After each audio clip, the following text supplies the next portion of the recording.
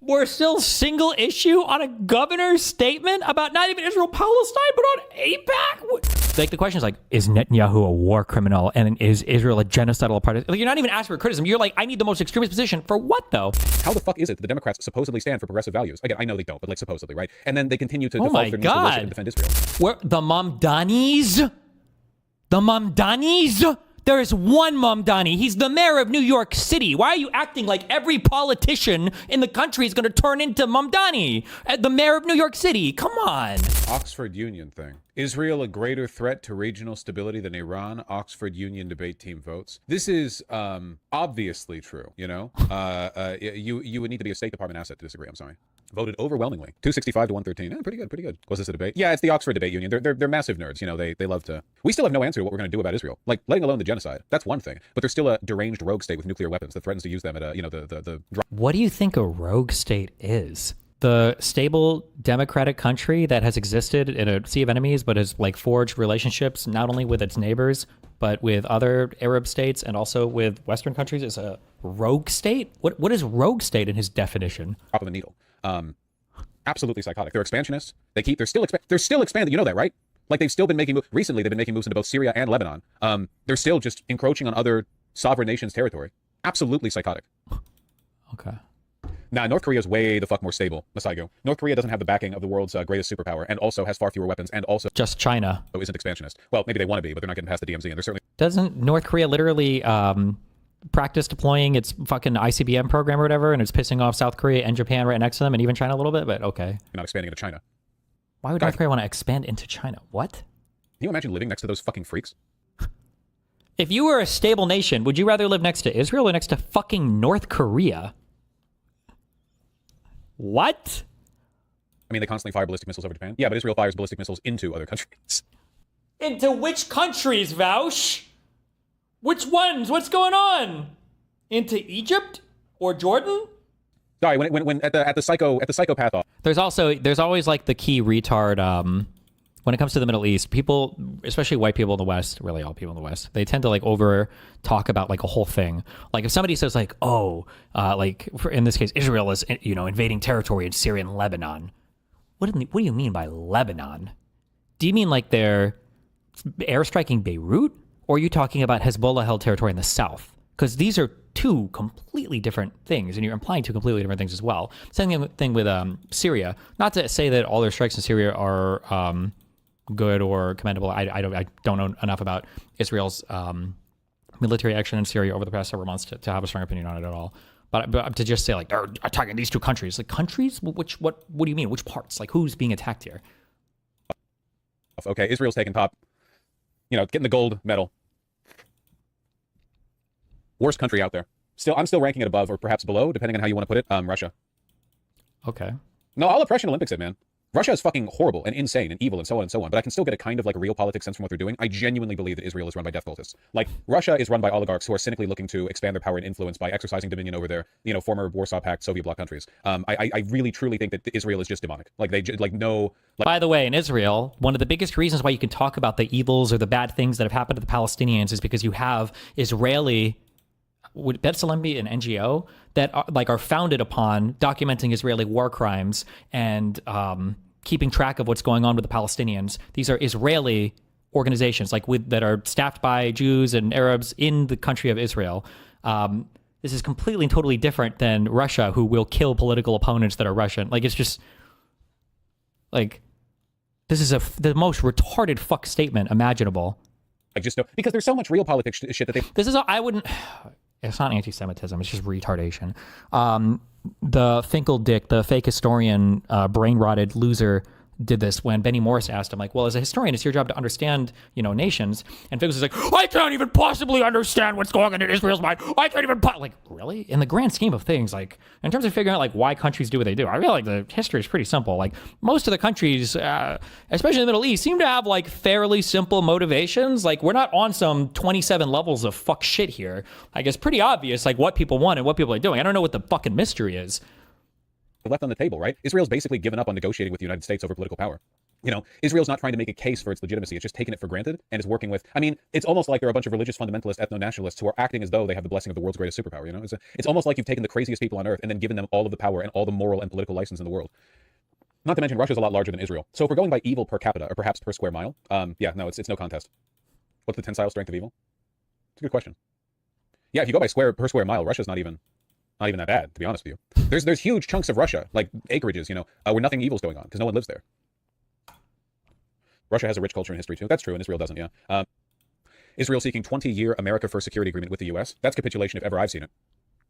Israel said they're trying to navigate GOP foreign aid skepticism by emphasizing U.S.-Israeli cooperation. It's not going to work. You know how much Israel has done for America over the course of its existence as a state? Let's be real here. Nothing. All they've done is take. Nothing. They've done lots for American investors, military-industrial complex, whatever. But their actual, like, people in leadership display nothing but open contempt for our country, for not being even more, pro them, you know? That's what happens when you create a demon country. You know, you're not going to get, like, good, gracious behavior from them. So, yeah, no, they test our weapons on Palestinian children. How nice of them. I'm late. What did Israel do this time? Exist, mostly. They have served as a distraction from the files. Buddy, right. Israel's got to be like 30% of the files, okay? Epstein had plenty of connections. What was the Israeli PM that was like sneaking into his house during COVID or whatever? Barack, not Barack Obama. That's not Israeli PM. It's something, Barack. There, yeah, Barack. That's why I said Barack. Yeah. Thank you. Ehud Barack Obama. Thank you. Israel's pedo heaven? Yes. Anyway, what was I saying? Yeah, this schism is happening on the right. I'm really worried by the fact that it's not really happening on the left. Like, Mamdani has taken a principled position, but even his principle... Listen, okay? The morally correct thing to do whenever somebody says Israel is to spit on the ground, all right? Demon country, Hitler country, you know? Hitlerites. Mamdani broke trends by being willing to say he supports the existence of Israel as an equal state, right? Like, that's as far as we go, okay? There's no big schism on the left. People like AOC, Bernie Sanders, largely quiet. Like, people should be screaming from the rooftops, man. How the fuck is it that the Democrats supposedly stand for progressive values? Again, I know they don't, but like supposedly, right? And then they continue to default their needs to worship and defend Israel. Democratic leadership, tons and tons of regular rank and file Democrats in the House and in the Senate are both financially compromised. And if asked about it, they will give you the most unconvincing lies you've ever heard. Remember Gavin Newsom? Oh, Zog. We're zogging it up. Hell yeah. Remember when somebody brought up AIPAC to him during one of his podcast appearances? And he was like, AIPAC, I haven't heard that name in years. I just know it's crazy you bring AIPAC up because I just never hear about it. That's so fascinating you bring them up because I've never even heard of these guys. It was like a clip of David Pakman pretending he doesn't know how AIPAC is fucking pronounced, you know? I mean, Pritzker openly gave support for an arms embargo on Israel. Yeah, but that's not enough. You need to hate Israel. It's not enough. Why? It's not enough to... Not where you have to hate them too? Are you okay? Tepid, milquetoast, liberal, hand-wringing, you know, pearl-clutching. Oh, yeah, no, I'm concerned by Israel's behavior and I support blank or Y against them or whatever else. By the way, remember when I said before, people got mad because I was like, people like Hassan are more of a threat to Israel than like a Nazi would be. Because for a neo-Nazi, especially today, the goal is isolationism and to cut us off from other countries on the planet and to be rid ourselves of maybe domestic Jewish influence. Lefties or tankies want all of that, but they would also want to invade and overthrow the government of Israel and install an Arab ethno-state, basically. Jesus. No, come on, man. Evil fucking country. And the people who don't like Israel don't just disagree with Israel's policies, okay? Like, there's no middle road here. No middle road. You get me. You get me. Yeah, I can't fucking believe this clip, man. It's insane. Interesting. You're like the first to bring up AIPAC in yours, which is interesting. I will not vote for a candidate that takes $1 from AIPAC. It's interesting. It's interesting. I haven't thought about AIPAC. And it's interesting. You're like the first to bring up AIPAC in your... The biggest tell they're not is when a Democrat says the Netanyahu regime or government instead of the country broadly. Yeah. When Democrats are like, I disagree with the policies of Netanyahu's government, as though the guy who's going to come next won't be just as bad or worse. Which is so there's no off-ramp. A functioning democracy right now in the Middle East, Israel, there's no off-ramp. It's completely done. That has to be nuked. We can't... Doesn't matter who the next leader is. All the people are evil. The country's evil. There's nothing. We just have to completely... Okay. Based. Wow. King. Okay. Interesting. Why did I say that? Not relevant to my day-to-day life. Okay, which is just interesting. Listen, it's interesting you say that. JPAC perhaps more, but AIPAC less and less. Yeah, fair enough. Which is just interesting. What's interesting about it? That it's just interesting as you bring up AIPAC that it hasn't been part of. I'm just reflecting quite openly and honestly. This one video clip probably created 10,000 groypers. I'm borderline. I'm not like, come on, man. It's like JQ hyperfuel. It's JQ antimatter being thrown into the fucking fuel chamber. Are you kidding me? The way he clams up. Holy shit, man. It hasn't been part of the day to day. Yeah. The only reason why I ask is because with that, what I'm talking about is lobbying in and of itself. Yeah, I don't know. It's not just AIPAC either, right? J Street as well. Yeah. Anyone else got the... Oh, please give me the Cory Booker clip. Please give me the Cory Booker clip. If somebody can find that. I don't even know how I would look for that, you know? This gaffe is bad enough to potentially disqualify him. Oh, I'm genuinely... If Gavin Newsom ends up being the presidential candidate in 2028, I'm not doing any advocacy for his election. Unless something changes. Well, it's 3 years out, so I shouldn't make any predictions, I suppose. But like right now, I just don't see myself supporting him. That would be such a massive fuck you from the Democrats. We're still single issue on a governor's statement about not even Israel Palestine, but on AIPAC? How are we so ass-pained on this? What are you guys going to talk about in a year or two when Israel Palestine is solved? Because that they're going to figure all their shit out, of course. Nothing will ever change. This is all you can get forever. We will keep losing as many times as we need to before you're willing to swallow the dog shit and just like accept that this is the best things can get. It's either insane, like hyper populist, corporatist, you know, borderline feudal fascism, or this dog shit believe in nothing neoliberalism, and there's no third way. There's no other way to do things. You know, fuck you. Is this the clip? I think this is the clip. This isn't really a clip. It's fucking 4 minutes long, but I guess it does illustrate the problem, right? Man, I hate Cory Booker. Why do we hate Cory Booker? I feel like he's like, why are we hating Cory Booker now? Why do they hate Cory Booker on the far left? Illustrate the problem, you know? Democrats are going to get blindsided by this stuff, man. God, do you have any idea how quickly public opinion is going to turn on Israel once right-wing media starts to shift along with this prevailing trend and they stop playing defense? Imagine how it's going to be when Fox News starts running Israel skepticism on their main line, and it's only Democrat-affiliated media who are still doing this phony, like, only democracy in the Middle East bullshit. It's going to be a massacre, dude. Oh, a little more refined of a clip, perhaps. I'm one of a handful of people that don't take corporate PAC money. What about APAC money? You take APAC money, don't you? A minuscule percentage of my resources come I read like I like how he unknowingly. You understand what he just said, right? Like he doesn't realize. He just said that, like, can you imagine when the right wing changes their behavior to something? The implication there being that that's already what his behavior is. Can you imagine when the right wing starts going hard on Israel and everything? We're going to be the exact same, and they're going to get fucking destroyed. Like, Jesus. 100,000. Yeah, but that's a lifetime number. When you did your 25-hour speech, I was like, go, Cory, I love this. That is amazing. And then there's a photo shoot with you with Benjamin Netanyahu. And I was just like, what in the actual like, how can he do that? It was heartbreaking. I felt betrayed. I felt like it diminished your 25 hours. That's how it felt to me. Do you think he's a war criminal, Benjamin Netanyahu? Do you think he's a war criminal? Again, these are questions that a lot of people think are the important litmus tests that are loaded and hot. My urgency. Like, if this is the way the Democrats are talking in 2028, then they deserve to lose to the Republicans, and frankly, the American people deserve what comes next for having chosen them in the Democratic primary. Are you fucking kidding me? How transparently cucked do you have to be? How beholden to special interest groups, to corporate lobbies, whatever the fuck, do you have to be this transparently bought on an answer? Nobody talks this way. Nobody talks this way authentically.